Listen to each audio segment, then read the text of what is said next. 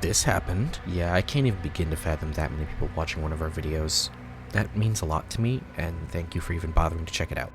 And now, let's talk about some more movies I've watched from March to May 2025. I don't even know what to say about Snow White. It's clearly ashamed to be a remake of that film, but it also knows it has to pay tribute to it considering the legacy it has to Disney. So when it does the beats that you know, there's almost a tick up of enjoyment when those beats do happen, but everything else is so incredibly tried, boring, and dull. All synonyms for this shit sucks. I don't particularly hate the film, nor do I think it's the worst of these live-action remakes. Those crowns would go to The Lion King, Mulan, and Beauty and the Beast. That being said, this film is just not good at all. Rachel Zegler is doing her best to try to carry this thing, but she cannot save it. The screenplay goes out of its way to give context to things that don't matter, change things up for the sake of modernization rather than actual adaptation, and add things that don't need to be there at all. Mark Webb seems to have ghost directed this because I don't understand what drove him to this project, nor do I get what kind of creative stamps he put on it. I know her performance has been generally maligned and mocked, but Gal Gadot is terrible in this film. As well-known insane person Grace Randolph put it, she can't act, she can't sing, she even has trouble just standing there. That kind of says all it needs to say right there. The dwarves are mind-bogglingly hideous. For CG creatures, I guess they do look good, it's just the uncanny valley hitting them very hard, making them so distracting and gross to look at. They're also not in the film that much and almost feel like an afterthought. Regardless, the film is just bad. I'm kind of struggling on how bad I think the film is because I really don't think it's quite on the same level as some of the worst live-action remakes, but man is it dreadful. I'll stick to my guns for now and give it a 2.5 out of 10. I don't even know where to start here. I don't want to come off as this out-of-touch, high-and-mighty douchebag. I can recognize that this film just wasn't aimed for me. It's obviously aimed at very little kids who were raised on iPads, TikTok, and meme culture, who can't pay attention to anything for longer than a few minutes without something happening. They play Minecraft now like I played it back when it first came to consoles in the Xbox 360. I understand the appeal of this brand to children and young teenagers, as I was once that kid who loved the game. But now I'm 23. I've aged out of the audience that this is aimed at. I'm at the age where I want a children's film to challenge me or entertain me, too. A Minecraft movie did neither of those things. It's a truly awful film with very little value in there as an adult. There's nothing inherently wrong with a film meant to serve kids, as kids deserve good movies too, but to that I say just let them watch Sonic, just let them watch the Mario movie. There's more value in those films than the Minecraft movie. It's this obnoxious, loud, and incredibly incoherent film with very little in way of any kind of story or character. I feel bad for most of these actors who just have to try their best to sell this insanity. I feel the most bad for Emma Myers and Danielle Brooks, who are given nothing to work with, and in the case of Brooks, is genuinely removable from the film with zero repercussions. Myers is at least there to be the worried adult, but even then she just consistently talks and worries about her brother with pretty much nothing else for her to say or do. Her and Brooks' characters basically leave the film for a quarter of it with nothing at all for them to do in the meantime for literally no reason at all. I don't feel bad for Jason Momoa and Jack Black, however. They knew what they were doing. They're both annoying in their roles and provide the comedy to this film. Yes, this is a screwball adventure comedy with very little quirkiness and all nonsense and obnoxious humor. I laughed maybe a couple times in the film. Most of them were ironic laughs, but the very few that got me were the joke at the end with Malgosha, and some of the absurdist jokes in the opening, like Steve catching a frisbee like a dog. Steve is just Jack Black saying things in a funny or dramatic way, except it's very irritating. His job is just to say things from the game in a dramatic way. He's got no real character, so when they try to give him something, it's all unearned. There's some solid production here. The VFX are all actually pretty good and highly detailed, despite how I feel about the film's visual style and general design. The blocky look of the world clashes with the hyper-real detail of the Minecraft creatures. The film is bright and colorful, despite looking generally really fake. The action is fun, I guess. It provides a break from the general annoyance of watching the movie. I went to see this with my co-host, Ernest, and he was genuinely feeling punished. He had an awful time, but relented that he was glad he didn't go alone. I think I feel the same and that I'm glad I didn't go alone, but I certainly wasn't having that level of a bad experience. I was just bored and annoyed that the film was assaulting me with whatever the fuck it was. If the film was generally more charming, treated its audience with more respect, or just actively tried to do more than whatever it was, I think it might have been actually okay. It's made for the very young fans who will get a kick out of seeing the world they've been playing since birth come to life in this way. It definitely will sell a lot of toys, make the Minecraft game an even bigger worldwide phenomenon than it already is, and drive sales for the game even more. I'm just spewing out random shit at this point. I didn't hate the film, but I do think it's really, really bad. But the audience I saw it with ate it up, and the kids had a good time, so I guess there's that. I gave it a 2.5 out of 10. Warfare is Alex Garland's best work in years, and I must attribute that to the personal story and direction from his co-writer/director, Ray Mendoza. The film is seeped in this desire to not tell a story, but rather paint a picture, and provide a textural, grounded, and real experience, almost like a memory. This film describes itself as such from the outset, and it's a part of why this film works as well as it does. The direction is great, with Garland's signature sprinkled all over it from the shooting style to the editing and the sound design. The only real issue I can lobby at the film is that there isn't a story. Granted, that's not the point, but the lack of arcs or true character of the film do make it truly hard to become attached to the situations of the film, but the commitment to the idea requires that lack of character. It's a double-edged sword in my opinion, but it's really the only thing bad I can say about it. It's a great film, and at only an hour and a half it gets in, gets out, and doesn't disappoint. I gave it a 9 out of 10. Sinners is not a return to form for Ryan Coogler. It's a new dawn for him. The man now wants to take on genre fare with a brand new original production. Teaming up again with his usual suspects, he brings a new spin and unique flair to the particular genre that this is. I know the background footage I'm using gives it away, but I'll dance around it on the off chance you don't know what the film is about. I'll get my admittedly very few negatives out of the way. I can't help but think that there was something up with the final act of the film. The ramp-up felt natural in its second half, but by the time the explosion of violence and action happens, something didn't sit right about it for me. I do plan on watching it again, so maybe that'll help me figure out what I'm trying to say, but for now I'll leave it at that. That's really my only gripe with the film. I think it's functionally excellent. The first 2/3 had me hooked. The film was a slow burn, but never feels slow, as the pace is effective. Each scene has a place, and nothing felt like it was unnecessary. The film spends most of its time developing these characters, and making this little world the film lives in feel real and storied.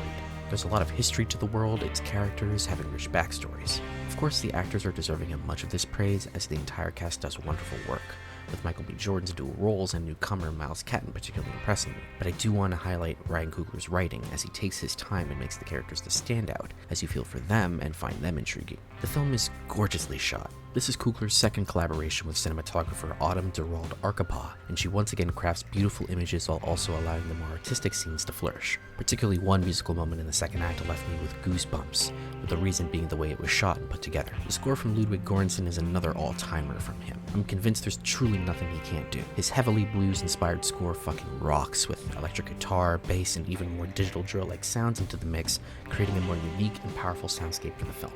It's a crowd pleaser, as its embrace of the genre fare while also providing a lens that's more unique and something audiences haven't quite seen before, make it something you have to see in a theater, and hopefully make it something that can be talked about for the entire year. I want more films like this, that are creator-driven while also being more original and genre-bending. I quite enjoyed Sinners, instantly shot up my recommendations for the year. I gave it a 9 out of 10.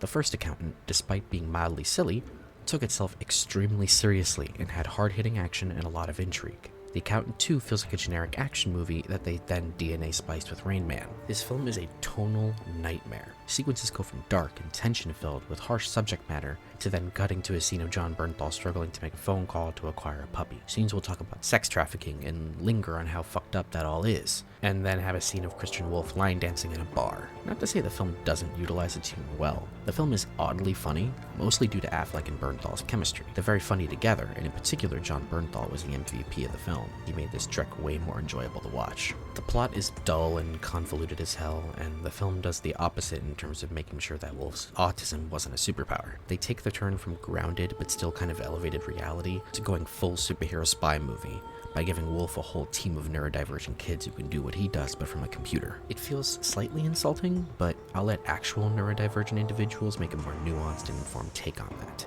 It just doesn't really work on most occasions. I still did enjoy it, and I figured this will be a sleeper hit like the first film was. Not particularly good, but I did enjoy it. I gave it a 4.5 out of 10. I really liked Thunderbolts. I thought it was plenty of fun that harkened back to the olden days of the MCU, back when they made character-focused stories with lots of heart, humor, and excitement. I don't think the film is great, however. It has many issues. In that vein, I'll start there. While I did find the film genuinely funny at times, I do think the film has a major case of Marvel comedy syndrome. It does a lot of tone-breaking humor. Scenes that should feel impactful or emotional are cut off by a joke. It's infuriating at times. In one particular scene, I was genuinely annoyed by the joke, despite how hard it made my theater laugh. It happens often enough that it does hinder the genuinely emotional moments the film features. The Valentina character is incredibly weak, and the film does nothing to really circumvent her or actually punish her in any way. The narrative is after her to bring her to justice, essentially, but never actually accomplishes that goal, which does make a bit of the final act feel worthless. Speaking of the final act, yeah, let's talk about it. Despite its emotional conclusion taking place there, and I think that works very well, the actual occurrence of events is very rushed, particularly in the final minutes of the film. It kind of just ends. Generally speaking, without getting into nitty-gritty details, the final act stumbles a bit in key moments. A big thing I want to mention is my flaw with Bucky and Ava.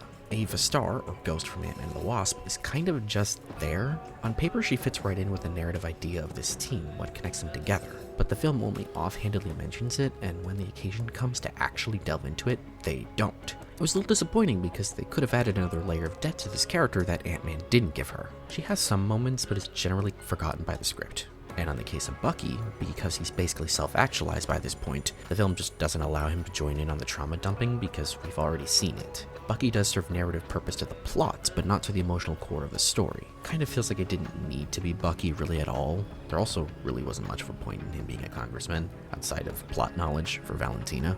I can't quite put it into words, but I was a little disappointed by how Bucky was implemented into the film, because he doesn't really do much at all.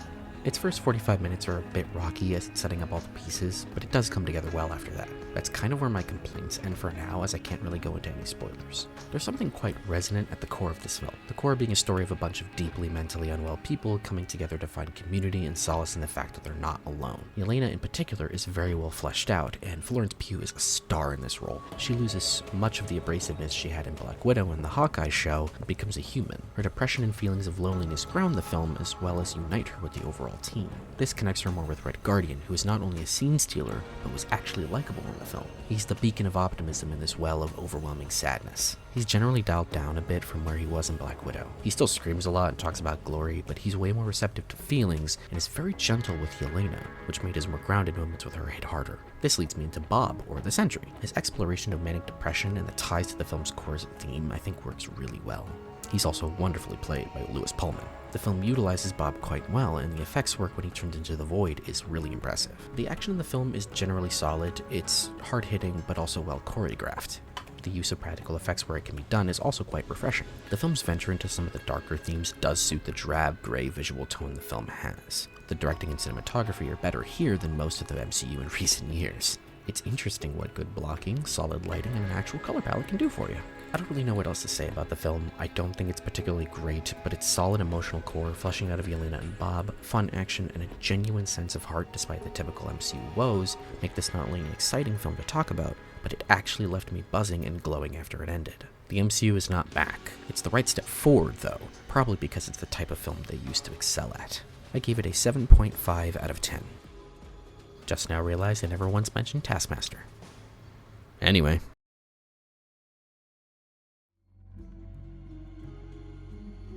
While Final Destination Bloodlines starts out quite strong with a genuinely tense opening sequence, the rest of the film plays out rather dull. The highlights come from the creative direction, fantastic editing and sound design, and affinity for the campy and morbid sense of humor that this franchise has become iconic for. But when the film also decides it needs a story about generational trauma, it flounders along the way and doesn't create anything interesting or investing for the audience who's been patiently waiting for the kills to forget that anticipation. The characters are just kind of boring. It's not all bad, as the film's pace is decent enough, and they at least know just how sporadic the deaths need to be for the audience to never truly get bored, but I personally found the film quite dull. This series has never quite been my jam anyway, but in fairness, I struggle a lot with horror as a genre to truly get into it. But as a way to use 2 hours, you can't do worse with Bloodlines. I gave it a 5.5 out of 10. I have a lot to say about the Final Reckoning, but I'll save the brunt of it for later, as Ernest and I are currently rewatching the Mission Impossible franchise, and plan on doing an all-encompassing traditional section on the series, so we probably won't cover this film on the midpoint as we hope to have this series finished before then. For now, I'll basically say this: The Final Reckoning was quite disappointing to me, its first half being one long exposition dump, with weird retcons, repetitious dialogue, and an unsure pace of abhorrent amount of flashbacks that make the film a bit of a chore for its first hour. But once Ethan jumps off that military aircraft into the ocean, the film takes off. It has incredible moments of spectacle, incredible action, and it is certainly worth watching in the theater.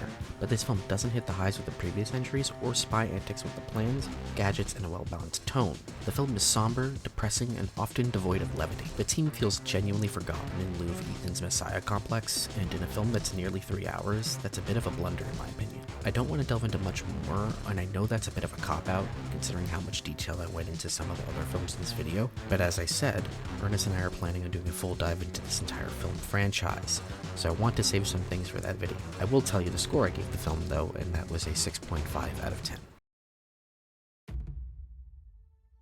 Karate Kid Legends does exactly what every other Karate Kid film does. It doesn't really aim for anything more than that. It's a simple, yet mostly effective little movie that harkens back to the franchise's past, while also uniting the 2010 remake with it. My biggest issues with the film really pertain to the editing and the lack of Ming-Na Wen. When compared to the original Karate Kid film, the presence of the mother character is a lot deeper and more integral to the first act of the film, while in subsequent sequels as well as this particular film, Ming-Na Wen's character feels almost superfluous, as she doesn't really do much past the first 5 to 10 minutes of the film. The editing really hinders the film in a lot of ways, not only in the action, but also the emotional impact of the film. Any scene where they have Li Fong reminisce about his brother, the editing suddenly plummets. Also, the action, while being pretty impressively in camera, hinders itself through the editing by either cutting too fast or doing weird cuts in between. I don't really have much to say. It does well what the other films in the series do, just not as good. Ben Wong is perfectly fine as Li Fong, but his physicality is what's most impressive. All of the in-camera stunts and fights are way more impressive than your average blockbuster. It's a fun film with plenty of laughs and crowd-pleasing moments. Its really only standout is the first half that is basically just Rocky, with a fun Joshua Jackson in the role. Otherwise, it's pretty meh. I gave it a 6.5 out of 10. And those are some of the films I've seen from March to May of 2025. I've seen a lot more than just the few I have here, but I want to leave some of those out for the midpoint since there will be more time to talk about them, and I'll have Ernest there to talk about the films he's seen too. Otherwise, thank you again for watching and hope you're all doing well. Bye bye.